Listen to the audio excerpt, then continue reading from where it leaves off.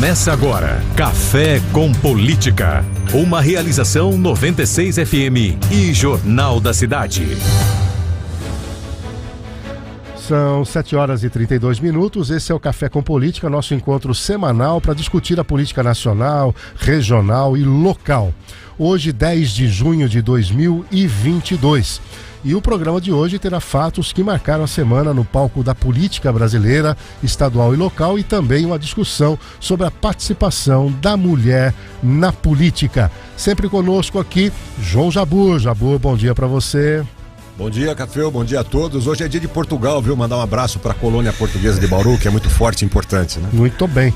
Kleber Santos, bom dia para você. Português também? Não. Bom dia, Café, bom dia a todos. Bom dia quem está em casa, quem está no carro, quem está nos acompanhando nessa manhã. Ricardo Bizarra, bom dia. Bom dia a todos da bancada e bom dia a você que nos abrilhanta aqui com a sua audiência. E nós recebemos hoje o Antônio Carlos Almeida, que é executivo de negócios da TVT em Bauru, com 30 anos de atuação no mercado publicitário. Ele também é ativista política. Meu caro Antônio Carlos, bem-vindo aqui ao Cidade 360. Bom dia. Opa, bom dia. Desculpa, ao Café com Política.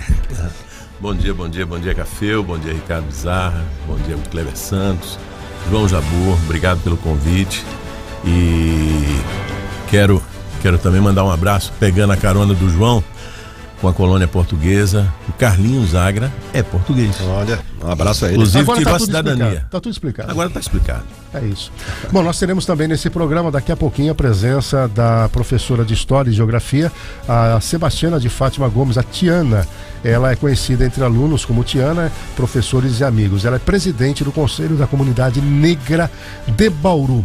E o PSDB oficializou o apoio à pré-candidatura da senadora Simone Tebet, do MDB, para a presidência da República. A decisão ocorreu em votação da Executiva Nacional do partido em Brasília. Olha, o PSDB define então apoio a Simone Tebet em votação finalizada já. O partido segue firme e convicto na construção de uma alternativa a Lula e Bolsonaro por um país mais próspero e unido, diz o texto divulgado pelos tucanos nas redes sociais. A senadora Simone Tebet destacou que os partidos PSDB, MDB e Cidadania estão unidos em forças para um Brasil sem fome e sem miséria. E com a decisão, o PSDB então confirma que pela primeira vez, desde a redemocratização do país, o partido não terá um candidato próprio à presidência da República. O Antônio Carlos, além de tudo, fez parte já também do PSDB, né, Antônio? Sim. E nós fizemos hoje até uma enquete no Cidade 360, colocando que o PSDB pode estar perdendo ou não o seu protagonismo. Depois de 33 anos sem um candidato, vai ter o candidato a vice, que é o Tasso. Como é que você viu essa decisão do PSDB e todo esse imbróglio envolvendo o nome do Dória, o Eduardo Leite e agora essa decisão de compor com a Simone Tebet? Olha, a Bíblia fala que o homem colhe aquilo que ele planta. O PSDB, ele, ao longo dos anos, ele vem perdendo protagonismo, né? As figuras históricas que tinham como linha direcional do PSDB, elas infelizmente foram morrendo. A construção de uma liderança dentro do partido não foi desenvolvida, não é? Então o PSDB, ele teve os seus desafios, as suas rupturas, e nunca houve uma liderança que conseguisse unir o partido novamente e seguir a sua linha principal, que era a social-democracia. Isso daí ao longo do tempo foi se perdendo, e hoje o resultado é que o PSDB, ele vai perder o protagonismo, porque se você não ocupa o espaço que é seu, outras pessoas irão ocupar o espaço que te pertencia. Isso é uma coisa que vai acontecer tanto na esfera política como em qualquer lugar. Se você não ocupa o espaço que te pertence, outros vão ocupar. O nome da Simone Tebet é um nome novo no cenário nacional. Eu conheci o pai dela, que era senador, o senador Rames Tebet. E foi inclusive um dos motivos da decisão do Tasso, né? De Tasso também. Porque eles eram amigos, né? Eles eram amigos. Mas o Rames, ele era um político atuante, ele tinha um respeito dentro do Senado muito forte, era um cara muito articulado e deixou esse legado para Simone Tebet, que brilhantemente conseguiu aproveitar esse DNA do pai. Ela foi prefeita de Três Lagoas. Quando ela foi prefeita, eu já não estava mais no estado. Mas o que eu posso dizer da Simone é que é um nome novo. É uma mulher, eu acredito que isso também vai contribuir para o processo eleitoral, que eu acredito que nunca na história política do Brasil, a gente viveu ou vai viver um período tão difícil, tão pressionado, como vai ser a eleição esse ano. Kleber, nesta mesma linha, qual que é a tua avaliação? Bom, isso acabou gerando um problema, principalmente no estado de São Paulo, né? Porque o Bivar, diante desse apoio do PSDB a Simone Tebet, o pré-candidato do União quer que rompa o apoio ao Rodrigo Garcia no estado de São Paulo.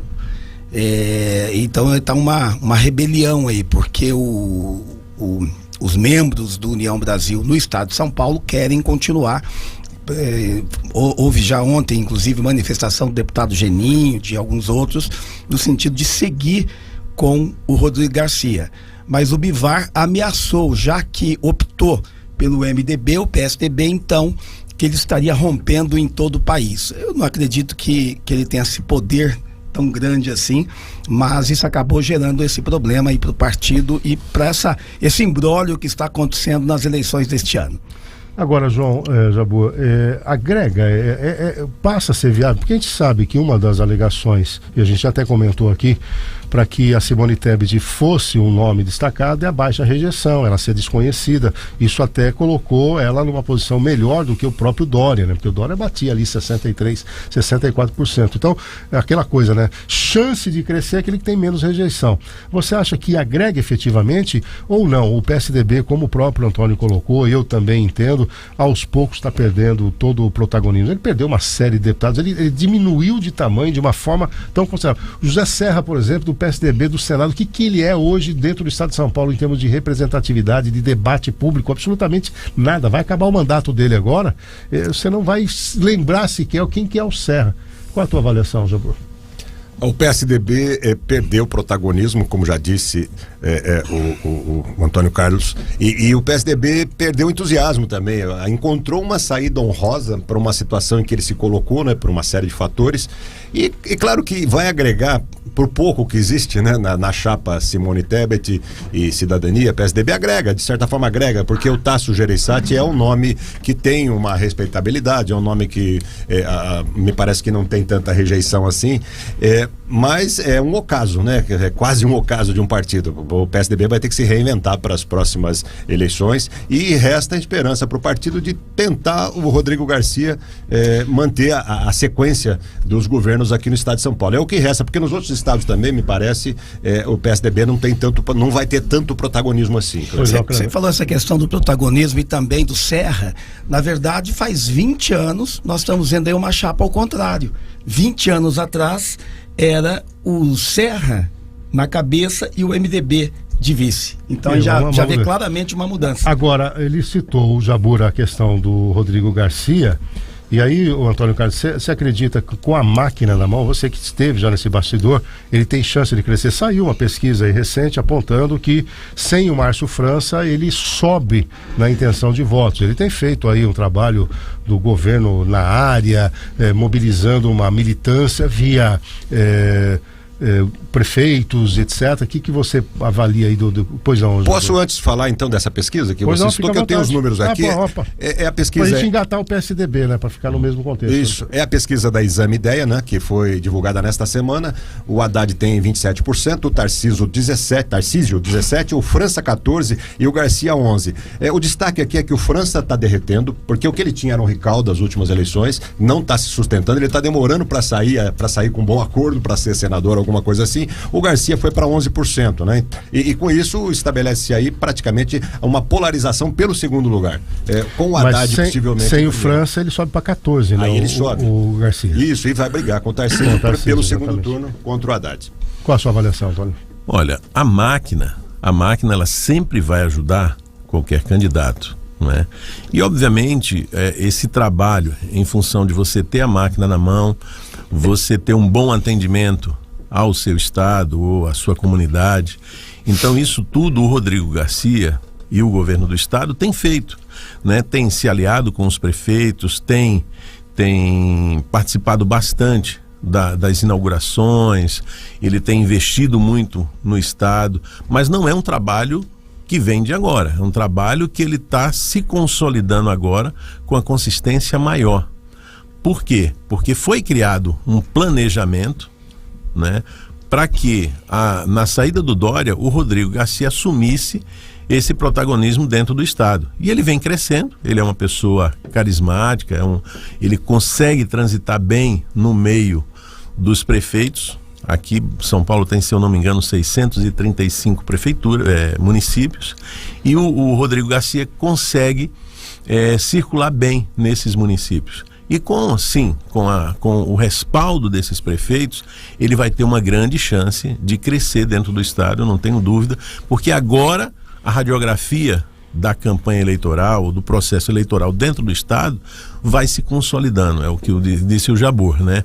Agora o França vai definir para que lado ele vai, se ele permanece ou não, e aí é feito os acordos normais. O que o França busca é um certo protagonismo para, em última instância, ele ser o ministro de Estado de um possível governo de Lula. É mais ou menos a pretensão que ele tem, né? E tem aí o pequeno imbróglio envolvendo a residência do Tarcísio, que agora também houve um questionamento, mas ele tem um contrato de aluguel já há algum tempo atrás e consequentemente diferente do que aconteceu com o Moro. Muito bem, a questão do PSDB eu acho que está ok, né? Ele vem aí como um vice, há 33 anos não tem isso, perde protagonismo. Rodrigo Garcia com a máquina pode crescer, e agora já contamos também com a presença aqui da professora de História e Geografia, Sebastiana de Fátima Gomes, conhecida entre os alunos, professores e amigos como Tiana. Pode chamar de Tiana mesmo? Muito bom dia. Bom dia. Obrigado por estar aqui no Café com Política, Tiana. Muito obrigado pelo convite. É um tema bastante importante, realmente, que eu, enquanto mulher e mulher negra, né? Você estava falando agora do governador Rodrigo. Eu quero até agradecer pelo convite que ele fez quando esteve em Bauru, para eu compor a mesa, né? Representando a equidade racial.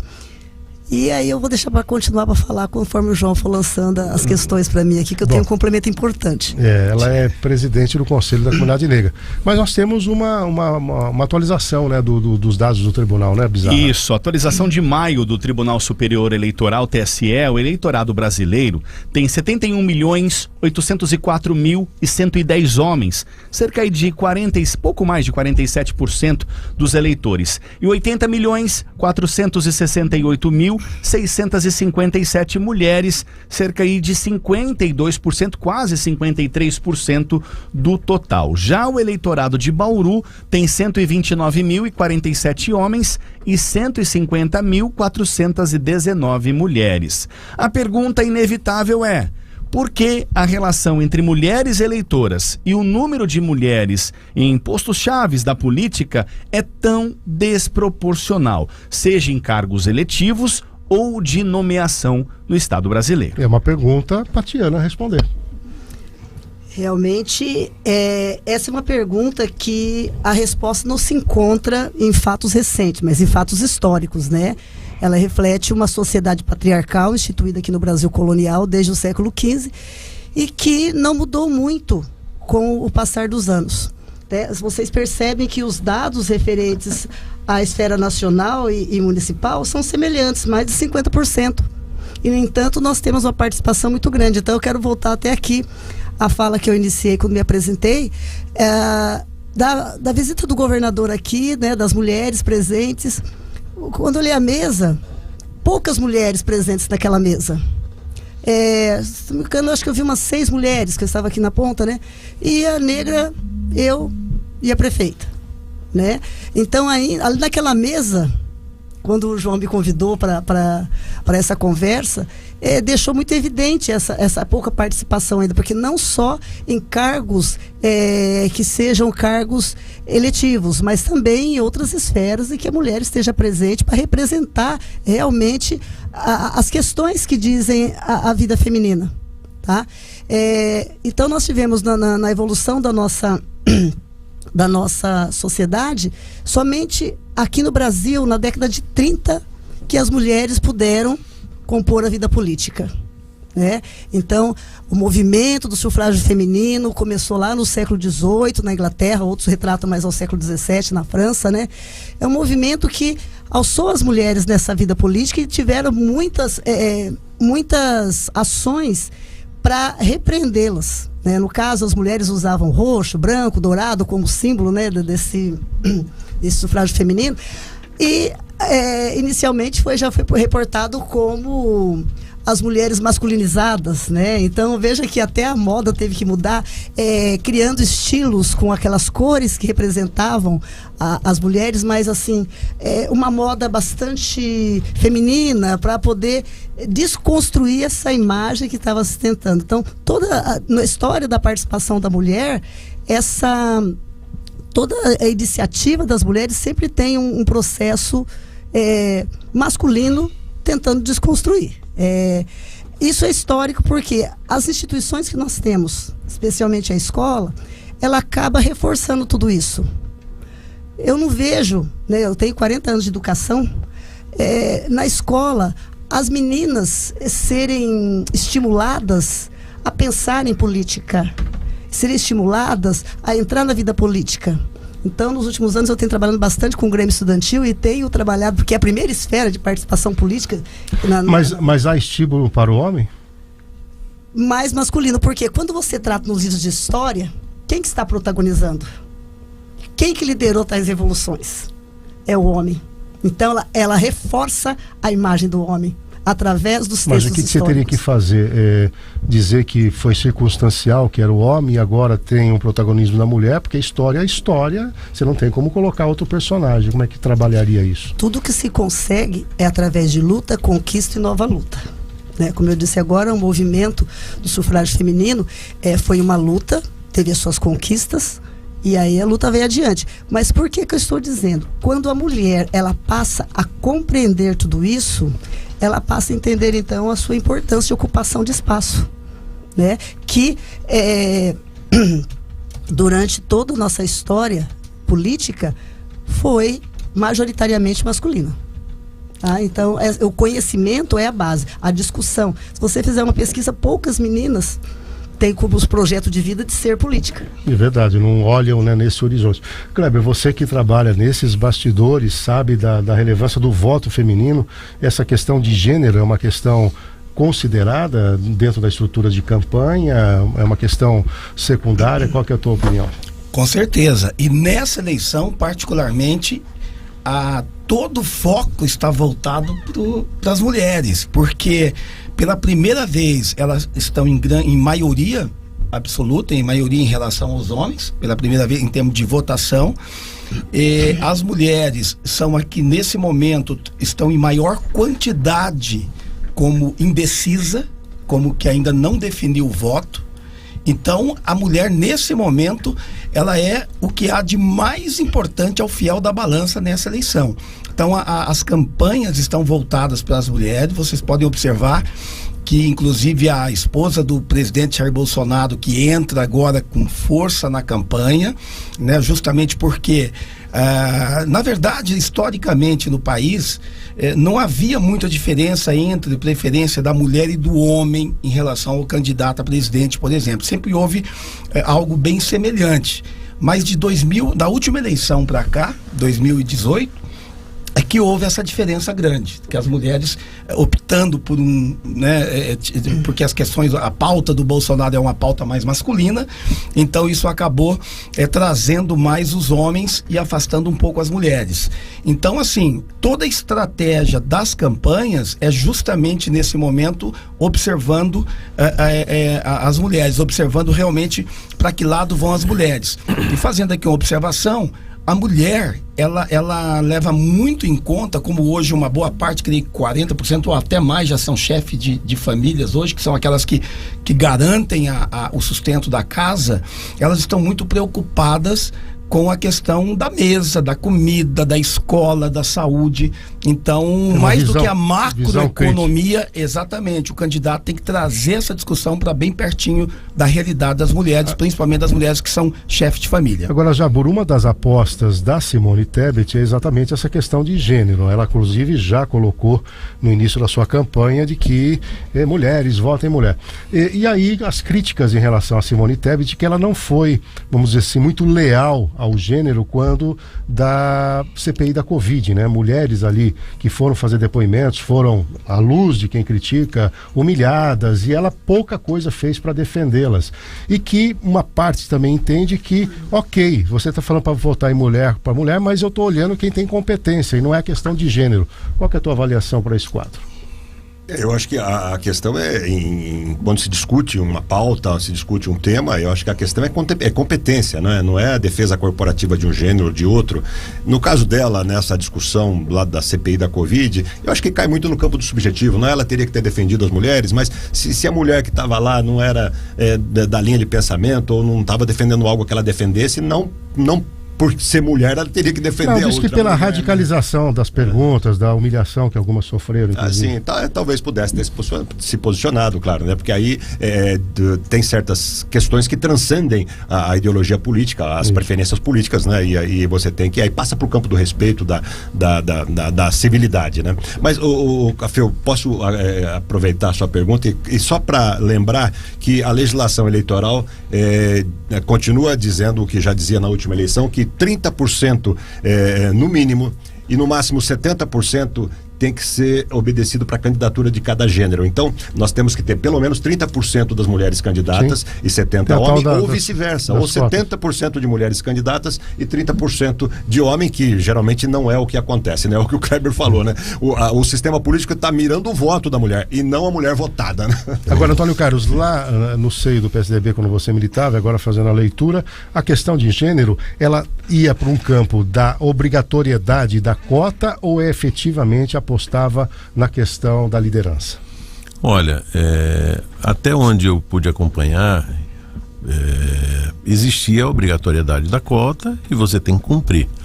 Mas, fora isso, eu acredito, eu tenho 4 mulheres em casa, então eu posso dizer que a mulher, ela é muito forte. Vamos esclarecer, 4 mulheres em casa. É sua esposa? Minha esposa, desculpa. Minha esposa, 2 filhas e a sogra. Isto posto, viu? Isso, muito bem esclarecido. Muito bem esclarecido. Muito bem esclarecido. Você me salvou. Não, mas você me salvou, é verdade. Mas eu acredito que a mulher, realmente, ela tem que ser mais forte, né? Agora, isso também passa pela esfera da competência, porque na vida nós temos que superar vários desafios. O nordestino, quando vem para São Paulo, ele também é discriminado, né? E várias outras pessoas que migram para São Paulo e que vêm para cá também podem sofrer, além do preconceito, além de uma série de coisas. A mulher, ela obviamente ela tem muito mais importância dentro do que o Kleber falou, que hoje ela termina se preocupando com tudo na casa. Mas eu vejo que essa obrigatoriedade todos os partidos procuram respeitar. Falta talvez essa consciência na formação das mulheres, o incentivo em se participar da política, e existe uma distorção, e por isso que eu não defendo exatamente um partido em si, mas eu defendo a política como um meio de transição para que melhoremos a nossa sociedade. A política, ela é necessária, mas as pessoas confundem muito, e eu acredito que os jovens principalmente e as mulheres confundem muito o que é política e o que é políticos. Políticos, infelizmente, muitos têm vários problemas de conduta e às vezes não sabem defender as suas causas. Mas a política em si ela é necessária. Você faz política na tua casa todo dia, né? Então a política é boa, mas talvez por essa frustração ou por essa divulgação da gente ver tanta coisa ruim dentro dos políticos, afaste esse eleitorado jovem, esse eleitorado feminino, né? Mas a discriminação, a partir do momento que foi criada essa lei que obriga os partidos a terem nos seus quadros o feminino, então não tem jeito. Agora, precisa sim ter mulheres preparadas, mulheres fortes para crescer nisso daí. Pode falar, Kleber. Assim, e é importante, né, frisar em relação à competência que existe sim mulheres extremamente competentes, mulheres muito mais competentes que homens. Com certeza. Mas muitas vezes elas têm que provar duplamente para entrar, porque existe um clubinho fechado. Claro. É claro isso, principalmente em partido político, né, em liderança política. Nessa linha, a Cláudia discorda de você, Kleber. Ele entende que a mulher também tem muito da pauta da família, princípios básicos. O governo Bolsonaro, por exemplo, valorizou as mulheres, tendo 2 excelentes ministras, né? Que na visão dela. Tá, aqui tem uma participação também do Fábio dizendo que a Simone Tebet aqui veio truncado, mas está falando da Dilma, que a mulher não foi muito competente, a Dilma não teria feito um bom governo e isso acabou queimando. Ô Tiana, nesse contexto todo, esses exemplos das mulheres na política, e às vezes não bem resolvido, mas aqui na região, por exemplo, é até sui generis, né? Bauru tem uma prefeita mulher, Pederneiras uma prefeita mulher, e nós tivemos a Dilma também dentro desse escopo, mas, por exemplo, presidente do Congresso nós não temos. Como é que você vê, então, essa inserção na política, de ascender dentro entre os políticos mesmo, quando tem lá uma cadeira já assumida e ter o seu espaço? Inicialmente eu gostaria de retroceder às eleições de 2016, quando nós tivemos mais de 15 mil candidatas políticas e que não receberam nenhum voto. Em 2018, que receberam apenas um voto.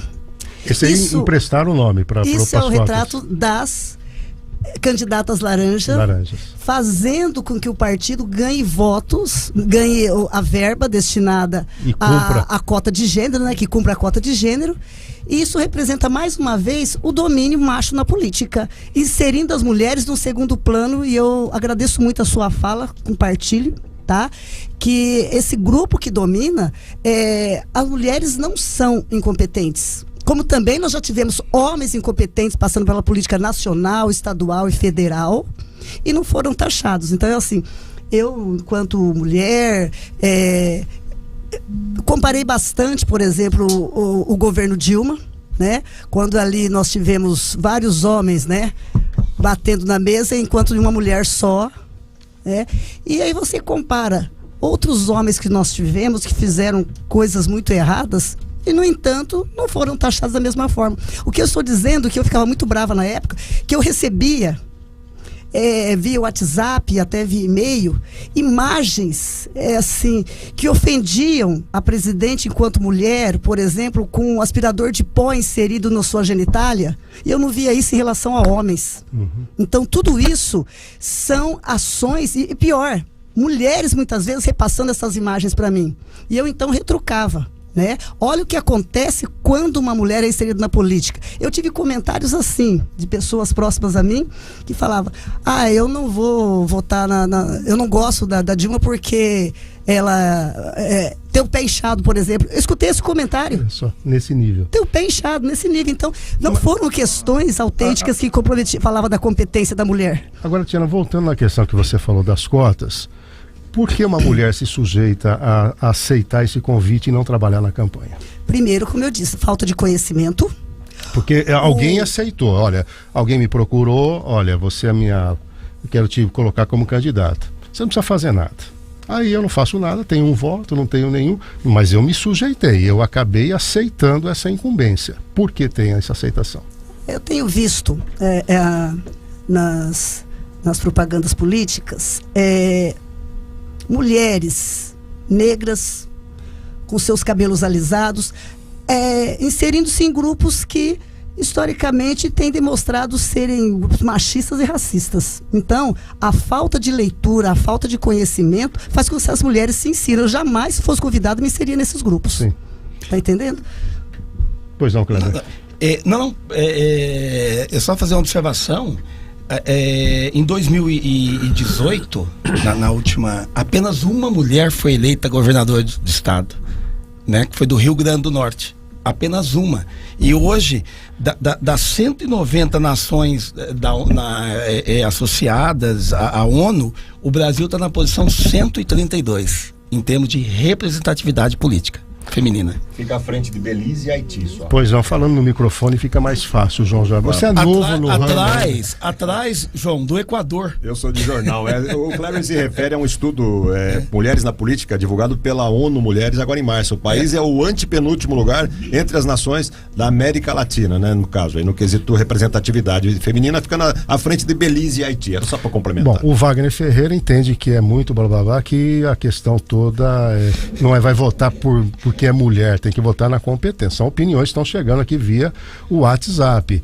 Que dó da Dilma, ela é muito culta, que a pessoa, uma mulher aqui falando quem que é a Lênis, não, aqui a Selminha Tavares está fazendo aqui.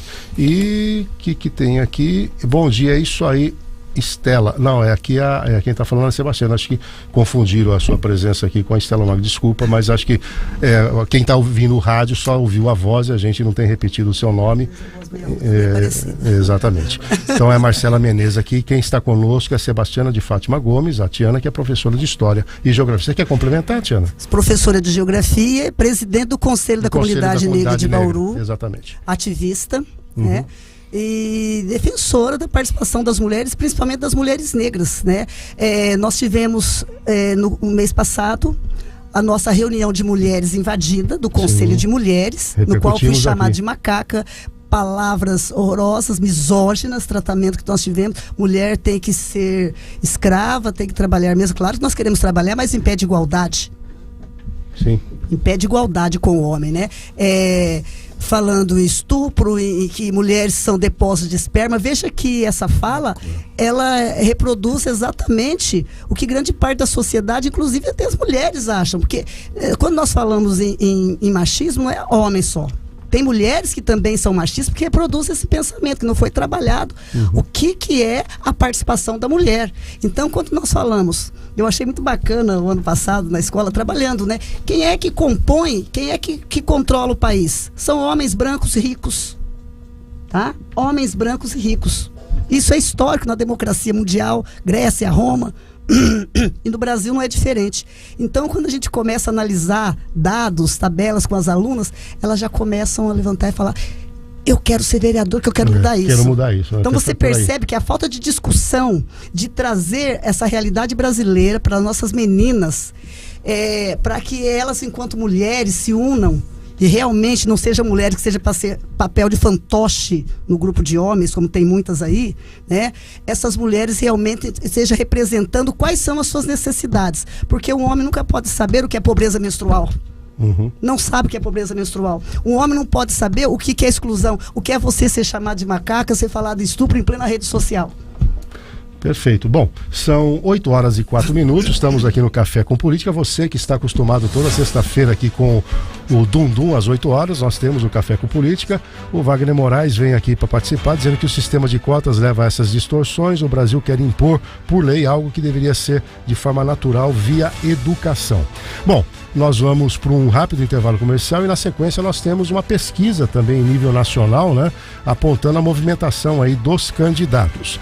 Estamos aqui com Kleber Santos, João Jabur, Ricardo Bizarra, eu, Reinaldo Cafeu, e recebemos o Antônio Carlos Almeida, que é executivo de negócios da TVT, e também a Tiana, a Sebastiana de Fátima Gomes, que é presidente da comissão...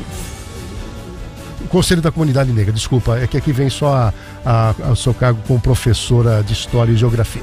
Um rápido intervalo e a gente volta já já. São 8h13, esse é o encontro semanal Café com Política, discutindo a política nacional, estadual, regional e local. Hoje recebendo Antônio Carlos de Almeida, executivo de negócios da TVT, e também a Sebastiana de Fátima Gomes, a Tiana. Tiana, aqui eu recebo aqui uma mensagem do Walter, que é geógrafo, e parabeniza o programa e a sua participação. Um grande abraço e saudações newtoniana. É alusiva a Milton Santos, é isso?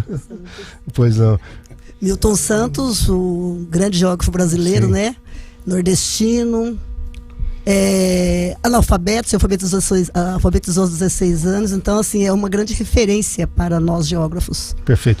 Só para a gente fechar, eu sei que você tem um compromisso, né, Tiana? Então, houve essa questão que você colocou sobre o racismo aqui, e houve uma moção de repúdio na Câmara Municipal. Como é que vocês receberam essa reação da Câmara de Vereadores? Olha, eu gostaria de dizer primeiro que nós do Conselho da Comunidade Negra, particularmente eu, não queremos transformar essa ação num ato de apoio político ou coisa desse gênero, tá? Por isso nós organizamos, discutimos no Conselho segunda-feira, organizamos porque além da mãe da prefeita, também nós tivemos outra mulher que sofreu racismo também. Estamos acompanhando a investigação na farmácia de Bauru, sim, no qual ela foi convidada a abrir a bolsa, porque algo da farmácia teria caído dentro da bolsa dela, né? Então são 3 situações de racismo bem próxima da outra de Bauru. E talvez eu estou percebendo um destaque muito grande para uma pessoa que está com uma candidatura política.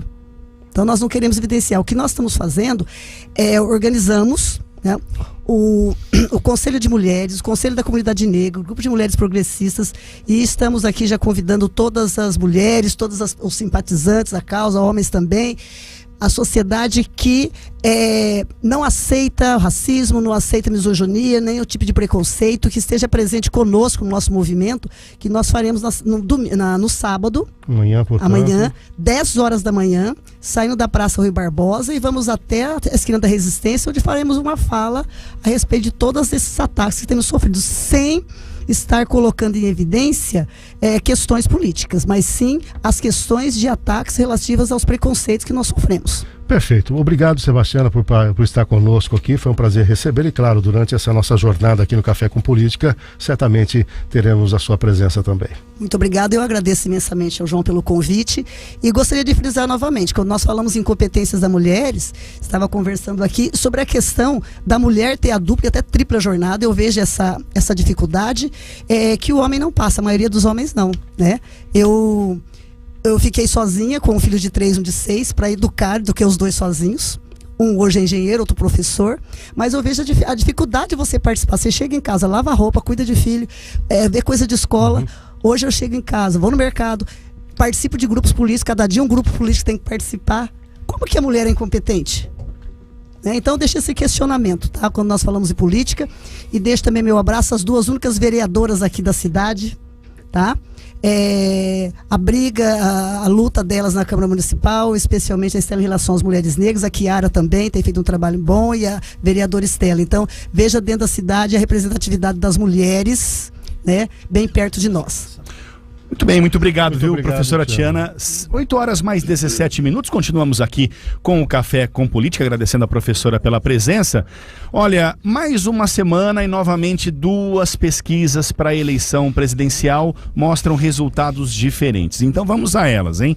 A pesquisa da Quest Consultoria, contratada pela Genial Investimentos, divulgada na última quarta-feira, mostra o ex-presidente Lula, que lidera neste momento as intenções de voto para a presidência. Na pesquisa estimulada, Lula tem 46%, Bolsonaro 30% e Ciro 7%. Já na espontânea, né, quando os nomes não são apresentados aos entrevistados, Lula também lidera com 32% das intenções de voto. O petista tem vantagem de 12 pontos percentuais sobre Bolsonaro, que aparece com 20% segundo a pesquisa, Café. Antônio Carlos, as pesquisas, né, nós entrevistamos inclusive um cientista da área semana passada, disse que 70% do eleitor ainda não decidiu. Mas essa que é a espontânea, me parece que é aquele voto consolidado. É a mesma leitura que você faz?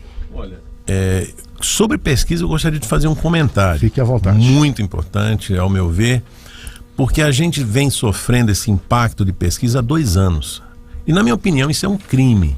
Não deveria haver pesquisa com 2 anos de antecedência. Porque a pesquisa ela precisa refletir, e a eleição ela reflete o momento do partido, do país. Então, eu acredito muito que a pesquisa real ela vai se dar quando tiver o processo eleitoral pleno, ou seja, campanha na rua, política, os políticos na rua, todo mundo trabalhando, não com essa antecedência que tem, porque fica muita suposição, muitos questionamentos, porque todo mundo questiona as pesquisas, porque fulano está na frente, fulano está atrás, e eu não vejo essa materialidade ainda hoje, não é? Porque cada lado defende o seu lado. Né? E aí você aceita ou não aceita. Saindo um pouco da pesquisa, o Jabur, é uma decisão já tomada, né? O Tarcísio tranquilo no estado de São Paulo, é isso? Isso, a Procuradoria Regional Eleitoral não aceitou um pedido de impugnação da candidatura dele, que tinha a alegação de que ele é carioca e não poderia disputar aqui. Então, a Procuradoria rejeitou e o assunto morre por aí, pelo menos no que diz respeito a essa representação porque contra ele tem o contrato de aluguel. E o Moro teve um problema, ele não pode ser candidato por São Paulo, já está definido, e você tem informação que até no Paraná pode ter problema, ô Kleber? Exatamente, o Moro então está de volta ao Paraná, vai ser candidato no Paraná, porém ele tem algumas questões para serem resolvidas lá. Uma delas a questão do Senado, né? Do Senado, ele está negociando lá, por exemplo, o Podemos. Hoje tem o Álvaro Dias. O Álvaro Dias, exatamente. Então é uma pedreira que ele tem pela frente lá. E o convidou, inclusive, para entrar no seu partido, e seria uma sacanagem agora querer confrontar com ele, né? Exatamente. E além disso, o Moro tem também alguns outros problemas que ele está enfrentando lá, porque o União Brasil no Paraná é comandado por bolsonaristas. Esse é outro grande problema. E os bolsonaristas do União Brasil estão apoiando o Ratinho Júnior, que o Ratinho Júnior é bolsonarista. Mas o Ratinho não é para governador? Sim, mas eu digo assim, nessa proximidade toda, eles não querem então fechar, porque o Ratinho tem outro candidato. Mas o caminho natural não seria então deputado federal? Seria deputado federal. Então eu acredito que o caminho dele poderá ser deputado federal. E deputado federal, ele terá, tenho certeza, eu acho muito difícil ele não ganhar uma eleição do deputado federal, inclusive ajudar bastante em termos de quociente eleitoral. Quanta lambança em torno do Moro, né, ô João Jabur? O que está acontecendo? Orientação, o sujeito é um juiz. Mas não é político. Mas pera lá. Puxa vida. A política é para políticos, né? E o Moro não é. Não é para amador, né? Não é para amador. Ele caiu aí num campo em que ele não domina, ele não entende, ele não conhece, ainda tem o pensamento, até pode-se dizer, ingênuo em relação ao que é a política de fato, né? Principalmente nos bastidores, né, Antônio Carlos? Sim. Você precisa compor, e o grande problema do Moro hoje é esse, porque o Ratinho Júnior já sai com um viés, já com a composição dele meio que definida, de repente caiu de paraquedas do Moro, porque a expectativa do Moro era permanecer em São Paulo. Teve a negativa em São Paulo, teve que recorrer ao Paraná. Chegando no Paraná, ele se depara exatamente com isso. O espaço está ocupado. O espaço está ocupado. Agora, é impressionante o rigor que tem com algumas pessoas e fazem, né? O que a gente já viu de prefeito mudar teoricamente de uma região para outra só para poder concorrer, é impressionante essa perseguição daqueles que de alguma maneira te incomodaram em algum fato, né? Eu acredito que aí é uma questão da vontade que se excede de se permanecer no poder. Então tem que se tomar muito cuidado com isso, porque você não pode jamais mudar totalmente a sua visão, a sua linha programática em função do poder. Agora, o Kleber, nessa linha aí, fugindo um pouquinho daqui, mas tem a ver com as manifestações aqui no Cidade 360, todo dia a gente leva. Não está meio cansativo e no ambiente político essa história de você sempre tentar atingir o mensageiro quando você não concorda com a mensagem, pegando ali uma alusão histórica de Júlio César, né, que não gostou da mensagem que recebeu, mata o mensageiro, e isso ficou... aí você tenta desqualificar a pessoa, não fica muito baixo no âmbito da política, ou vale tudo? Realmente fica muito baixo, mas infelizmente, principalmente quando se trata de executivo, né? Quando se trata de executivo, se transforma num ringue. Muitas vezes é um ringue. Na verdade, e o executivo, principalmente quando é presidência da República. Aliás, são duas candidaturas muito complicadas, muito pegadas, muito brigadas, que são a de presidência da República e prefeito. O governador, você percebe que é uma coisa mais light, fica mais no meio, né? É algo que não acontece, por exemplo, no legislativo. No legislativo, você vê que no executivo vasculha a carreira, a vida pessoal, tudo do candidato, né? Uma coisa meio que... Até porque se procura muitas vezes um herói, aquele que tem a bala de prata, aquele que vai resolver tudo. E então se torna aquela coisa muito pessoal. Ele incorpora o executivo à figura do herói. Já no legislativo é diferente. O legislativo é bem fatiado, cada um no seu quadrado, e ele caminha muito mais calmo, muito mais tranquilo. Jabur na cena política local, segunda-feira, uma sessão da Câmara, uma votação de uma comissão especial de inquérito, já um protocolo do próprio relator de uma processante, e aí as composições políticas, sua leitura aí sobre esse momento. União Brasil já veio a público, disse que é favorável ao sequenciamento. O PSDB também já veio a público dizendo que é favorável. Qual a tua leitura para segunda-feira? Suelen corre risco aí? Olha, risco sempre ela corre, né? Tá no cargo, enfim, os bastidores mostram que há uma movimentação extrema, grande, talvez até saindo um pouco da raia da política. Me preocupa nessa movimentação de busca de votos para aprovar ou não a instalação da processante, que se confunda um pouco as bolas e que a coisa acabe caindo na distribuição de favores, de benefícios, o que não deve acontecer com o dinheiro público, principalmente, né? Com cargo público, esse tipo de coisa. Esperamos que isso não ocorra, né? Porque a gente vai ficar observando atentamente. Mas a situação, pelo que eu vejo nesse momento, vocês já devem ter comentado aqui, é de muito equilíbrio, né? 6 votos para instalar a processante, 6 votos contrários e 5 vereadores aí flutuando nesse espaço. Então, até segunda-feira, esse final de semana vai ser uma loucura de café e cerveja com política junto. O que dá para entender que o MDB, de certa maneira, apoiou a prefeita. Tem um bastidor aí importante, tem até um movimento de troca de cargos pós-SEI, só o Berriel que está meio aí bandeando para lá e para cá, mas o Manelo Zila já marcou seu território falando não à votação, e o próprio Serginho Brum, né, que acabou sendo colocado pelo MDB no lugar da Estela ali. Me parece que ali já foi dado o tom, né, dos apoios. Sim, o MDB fecha contra a instalação da processante. Perfeito. O ambiente de negócios ruim, né? Uma cidade que tem uma comissão processante, não obstante a necessidade das investigações. Faz parte do jogo político, né, Antônio Carlos? Mas você que tem aí uma emissora como a TV tem à mão, uma publicidade, nós aqui, o Jornal da Cidade, quer dizer, toda vez que você tem temas políticos relevantes indo para esse campo, o ambiente de negócio fica um pouco mais preocupante, né?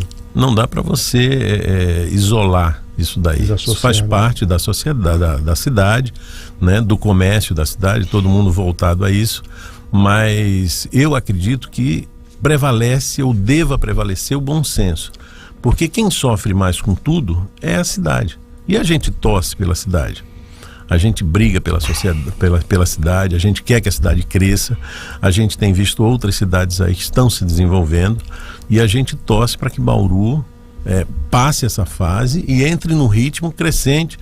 Temos agora essa reforma aí do calçadão, né, que é um calcanhar de Aquiles de anos e anos, né, e eu torço para que ele realmente tenha uma revitalização, o comerciante veja que o centro ele é um bom espaço para crescer, para investir, não só o centro, mas toda a cidade. A gente precisa transformar Bauru ou colocar Bauru num outro ritmo para desenvolver isso daí. Antônio Carlos Almeida, muito obrigado pela sua participação. Você que é executivo de negócios da TV tem 30 anos aí de mercado. É um prazer recebê-lo aqui no Café com Política. Foi todo nosso, estamos sempre à disposição aqui.